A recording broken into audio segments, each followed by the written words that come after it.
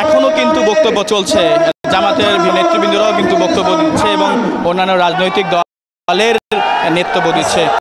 সবাই আসলে বলছে যে আসলে কিন্তু প্রয়োজনীয় সংস্কার শেষ করতে হবে এবং নির্বাচন হলে সেটা অবশ্যই কিন্তু পিআর পদ্ধতিতে নির্বাচন করতে হবে। তারা এই কথাও কিন্তু বলছেন যে আসলে বাংলাদেশ ছাড়াও কিন্তু বিশ্বের অনেক দেশেই কিন্তু এই পদ্ধতি চালু রয়েছে, তাহলে বাংলাদেশ কেন নয়?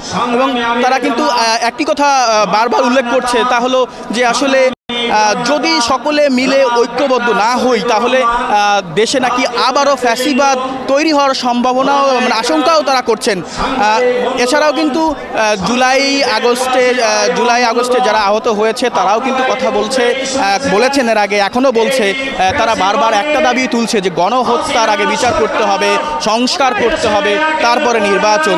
এগুলো না করলে তারা বলছেন যে এই সব জিনিস আসলে এই দাবিগুলো পূরণ না করলে শহীদদের সঙ্গে বেইমানি করা হবে বলেও কিন্তু তারা জানাচ্ছেন।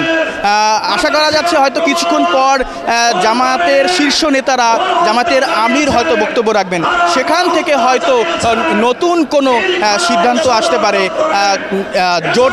জোটের সিদ্ধান্তও আসতে পারে সেখান থেকে। এছাড়াও কিন্তু তারা জামাত থেকে বারবার বলছে যে পিআর পদ্ধতি নির্বাচন ছাড়া এদেশে সুষ্ঠু নির্বাচন অনুষ্ঠিত হবে না, সে কথাও কিন্তু তারা বারবার বলছেন। এবং তারা কিন্তু জুলাই আগস্টে আহত শহীদ হওয়া পরিবারদের পুনর্বাসনের কথা বলছেন।